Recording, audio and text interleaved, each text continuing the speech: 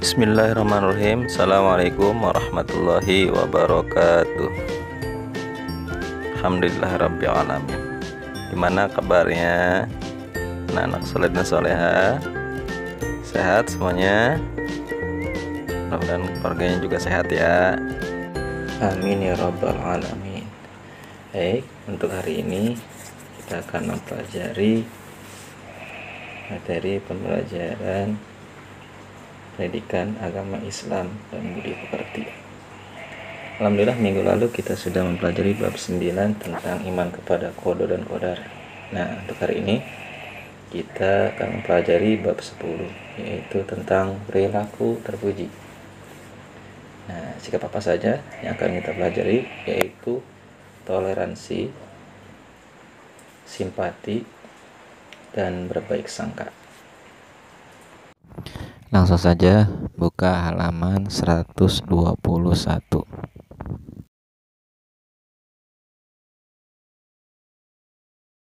Bagian A, lihat. Nah, halaman 121. Nah, memiliki perilaku toleransi. Apa sih toleransi itu? Nah, lihat paragraf pertamanya. Sikap tenggang rasa atau menghargai pendirian dan pandangan orang lain yang berbeda dengan pendirian sendiri. Ya, jadi kita memahami atau menghargai orang lain ini punya pemahaman seperti apa, atau pandangan seperti apa, atau prinsip hidup seperti apa. Nah, kita hargai, ya, kita hargai itu. Jadi bukan terserah kita. Kita menentang pendapat orang lain, bukan seperti itu, tapi kita menghargai ketika dia atau seseorang atau teman kita atau tetangga kita punya pandangan A, maka kita hargai walaupun pandangan kita bukan A tapi B. Nah, kenapa kita mesti memiliki sikap toleransi? Karena kita itu hidupnya tidak sendirian. Kita ini makhluk sosial, hidupnya berkelompok. Nah, pastinya kan ada yang namanya perbedaan, mau itu pendapat, mau itu pandangan, ataupun kepercayaan, juga kebiasaan, atau yang lain-lainnya. Nah, disitulah pentingnya ya toleransi ini. Kita saling menghormati dan menghargai orang lain. Tujuannya apa? Agar terciptanya kerukunan hidup. Nah, itu ya. Ya, paragraf ketiganya. Nah, ini nih, dalam bahasa Islam itu disebutnya tasamuh. Kenapa toleransi ini tujuannya? Nah, ini sebagai tiang penyangga kokohnya umat. Karena kalau kita dengan teman, dengan tetangga atau non muslim lainnya kita tidak memiliki sikap toleransi, akhirnya tidak akan tentram hidupnya, tidak akan rukun. Gitu. Makanya disebut di sini sebagai tiang penyangga kokohnya umat. Ya, sebetulnya bukan hanya dalam agama Islam saja, tapi dalam bernegara atau bermasyarakat, mungkin ya dalam lingkungan yang lebih kecil. Karena kita punya sikap toleransi, akhirnya kita memahami tetangga kita yang agamanya non muslim, atau kita memahami, menghargai juga ya. Nah, misalkan tetangga kita yang sukunya berbeda, misalkan dia dari suku Ambon atau suku Madura atau suku Jawa atau dari Sumatera atau dari Kalimantan atau dari Papua. Nah, kita bisa menghargai apapun bentuknya, nah, kebiasaannya atau pandangan hidupnya atau prinsip-prinsipnya dan yang lain ini. Nah, inilah tujuannya Islam datang ke muka bumi adalah untuk ya, halaman 122. Nah, ini ayatnya, dalilnya tentang toleransi, surah Al-Hujurat ayat 13. Nah, silakan dibaca masing-masing, bahwa Allah menciptakan kita itu dari seorang laki-laki dan perempuan, dan setelah itu apa? Berkembang menjadi berbangsa-bangsa, bersuku-suku. Tujuannya apa? Untuk saling mengenal ya. Dan yang mulia yang mana? Menurut Allah, yang mulia adalah yang bertakwa kepada Allah. Itu ya, seperti itu. Lihat, toleransi dibagi 3 macam. Ada toleransi antar sesama muslim. Kita nih sesama muslim nih, toleransinya seperti apa? Atau toleransi antar umat beragama. Nah, kita nih dengan non muslim toleransinya seperti apa? Atau toleransi antar suku bangsa. Nah, bagaimana nih kita nih dengan negara Malaysia yang tetangga kita, atau negara Brunei, atau negara Australia, atau negara yang ada di Asia Tenggara. Nah, toleransinya seperti apa? Lihat, saling menghormati sesama muslim, gitu ya, agar terwujudnya apa? Persaudaraan yang kuat, yang kekar, yang teguh, ya, karena kita memiliki hubungan akidah yang sama, gitu ya, sama-sama menyembah Allah Subhanahu wa taala. Nah, ini ya, bahwa tujuannya atau sesama muslim itu diibaratkan kata Rasulullah seperti sebuah bangunan, antara bagian yang lain, tiap-tiap bagian itu menguatkan bangunan tersebut. Nah, itu rumahnya itu seolah-olah Islam. Nah, muslimnya itu seperti ada tiangnya, ada gentengnya, ya, ada pintunya, ada temboknya. Itu muslim seperti itu, saling menguatkan. Itu. Yang kedua, toleransi antar umat beragama. Nah, bagaimana? Kita tidak memaksa pemeluk agama lain untuk memeluk agama kita, untuk tidak memeluk untuk memeluk Islam. Tidak memaksakan. Nah, itu salah satu bentuk toleransi, ya. Gitu. Artinya apa? Kita menghargai, menghormati perbedaan keyakinan, agama atau kepercayaan orang lain yang berbeda dengan kita nih. Ya. Juga, nah, bagi kita nih muslimnya, toleransi antar umat beragama nih ya. Kita tidak boleh mengikuti ritual ibadah agama orang lain. Nah, itu salah satu bentuk toleransi kita. Karena memang sudah ada ketentuannya di dalam ajaran agama Islam sendiri. Apa? Ini surah Al-Kafirun ayat terakhir, ayat 6. Lakum dinukum waliyadi. Nah, ini bentuk toleransi yang Allah perintahkan kepada kita. Agamamu bagimu, agamaku bagiku. Halaman selanjutnya 123. Nah, contohnya ini contoh toleransi. Lihat ada 5 poin. Masih banyak sebetulnya. Salah satunya tidak mengganggu aktivitas ibadah agama lain. Nah, tuh ya. Itu contoh toleransinya. Saling menyapa satu sama lain. Ya, seperti selamat pagi, selamat sore. Nah, itu ya. Itu toleransi kita tuh. Atau bersedia menolong tetangga non muslim apabila dibutuhkan. Nah, juga sama toleransi. Jadi banyak ya. Bukan berarti kita harus ikut agama dia atau yang lain ya, gitu ya. Nah, juga sama menjenguk tetangga non muslim yang sedang sakit. Nah, itu terjadi pada Rasulullah tuh. Masih ingat kan ketika Rasulullah tiap kali pergi ke Masjidil Haram, tiap kali lewat, naudzubillah itu apa? Dilempari kotoran unta oleh orang Yahudi. Nah, sering sekali. Hingga akhirnya pernah suatu hari Rasulullah tidak dilempari lagi. Nah, bertanya-tanya Rasulullah, oh ternyata ya ini yang lemparin adalah orang Yahudi. Apa yang terjadi? Apakah Rasulullah mendoakan agar si Yahudinya mati? Tidak, tapi Rasulullah datang menjenguk. Nah, ini contoh toleransi Rasulullah, gitu ya.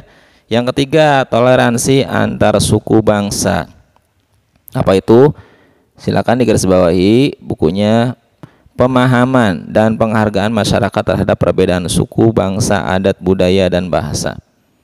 Nah, ini ya. Jadi kita saling menghargai, saling memahami. Baik itu berbedanya suku yang ada di Indonesia dengan jumlahnya yang ribuan, kita saling menghargai, tidak saling memaki atau saling merasa paling hebat, paling agung, paling tinggi, yang lain rendah, enggak begitu ya.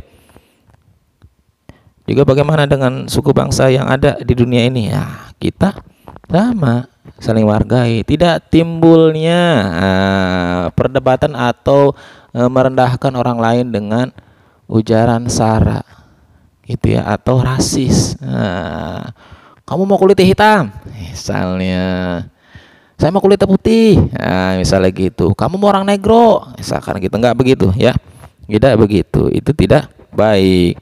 Tapi kita saling menghargai walaupun bahasanya berbeda atau jenis kulitnya berbeda. Sama di mata Allah adalah sama ya. Beberapa hikmah nih toleransi yang tercipta di masyarakat. Apa? Akhirnya tujuannya memperkuat kesatuan dan persatuan bangsa. Tuh ya, semakin kekar ketika toleransi itu tercipta atau menciptakan keharmonisan dalam kehidupan. Coba kalau orang nggak toleransi, tentunya nggak akan tentram ya. Itu bisa terjadi pertengkaran, kerusuhan dan lain-lainnya. Nauzubillah. Yang C, kerukunan dan terhindar dari perpecahan. Nah, insya Allah ya. Yang D, menghilangkan fitnah. Nah, karena toleransi akhirnya orang terhindar dari fitnah, kebencian, dendam dan permusuhan. Yang E-nya lihat, tentram, aman dalam kehidupan dan terciptanya sikap saling menghormati. Nah, itu ya contoh atau penjelasan tentang toleransi.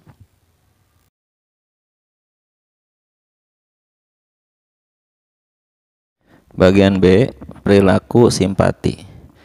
Apa sih simpati itu, Pak? Nah, ini simpati nih ya. Sifat atau sikap simpati. Rasa kasih atau rasa suka, rasa menyukai atau ikut sertaan. Nah, keikutsertaan kita merasakan perasaan orang lain, baik dalam keadaan orang lain itu merasa suka, merasa senang ataupun ketika merasa sedih ya, atau merasa duka. Nah, bagaimana perasaan simpati itu muncul? Bisa terasa sama kita. Karena kita peduli sama orang lain ya. Karena kita peduli terhadap orang lain. Nah, ini terasa oleh perasaan kita tuh. Ya. Nah, dan hal itu merupakan sikap yang terpuji yang harus kita miliki. Dan Allah memerintahkan kepada hambanya agar peduli terhadap sesama. Gitu ya, dengan membiasakan saling tolong menolong dalam kebaikan dan melarang kita tolong menolong dalam perbuatan dosa dan keburukan. Nah, ini ada ayatnya, surah Al-Maidah ayat 2 nih perintahnya. Nah, tadi sudah Bapak sampaikan agar kita tolong menolong dalam kebaikan dan ketakwaan. Kapan disampaikannya? Kapan bisa terlihatnya sikap simpati ini? Ya, ketika kita bisa atau ketika kita melihat orang lain pada saat tertentu, ketika teman kita misalkan dalam keadaan bahagia atau dalam keadaan sedih, bukannya kita tidak peduli ya, bukan. Kalau kita tidak peduli berarti kita tidak punya sifat simpati terhadapnya. Tapi kita merasakan ketika dia bahagia, kita ikut merasakan. Ketika dia sengsara, ketika dia bersedih, kita ikut merasakan. Nah, itu sifat simpati yang muncul dari diri kita. Nah, contohnya nih, kita ngasih selamat nih kepada teman nih yang dapat hadiah, yang dapat juara ya. Atau kita menghibur teman kita yang sedang sedih, berarti itu sikap simpati kita itu berarti muncul di situ tuh ya. Atau menolong korban bencana alam. Nah, sama. Kalau kita nggak peduli dengan keadaan orang lain, ya sudah, kita berarti egois atau kita itu tidak sama sekali atau kurang sikap simpatinya, gitu ya. Nah, perasaan simpati bisa menimbulkan perasaan kasih sayang di antara umat manusia. Lihat gambar halaman 125. Nah, ini contoh-contoh dari sikap simpati nih ya, ngucapin selamat kepada teman atau ngasih santunan ke panti jompo. No, berarti kita peduli, kita menyayangi ya. Pak, simpati itu kasihan bukan? Nah, itu lebih dalam lagi ya. Lebih dalam lagi daripada kasihan. Jadi bukan kasihan, simpati itu merasakan perasaan orang lain baik dalam keadaan suka ataupun duka. Bagian C, sikap baik sangka kepada sesama. Nah, bahasa dalam agama Islamnya adalah husnuzon. Silakan digarisbawahi halaman 125. Bagian C-nya apa sih? Kita menganggap kepada orang lain menganggap baik walaupun kita belum tahu keadaan sebenarnya. Nah, ini surah Al-Hujurat ayat 12. Kita diperintahkan nih bahwa kata Allah jauhi prasangka. Nah, berarti jauhi buruk sangka nih, orang-orang beriman nih diperintahkannya. Kenapa? Karena buruk sangka itu dosa. Dan juga diperintahkan kita jauhi, hindari, jangan mencari aib atau kesalahan orang lain. Jangan ngomongin, gosipin orang lain. Kata Allah apa? Diibaratkan orang yang menggosip itu, yang ngomongin saudaranya, memakan daging saudaranya yang sudah mati. Mau nggak?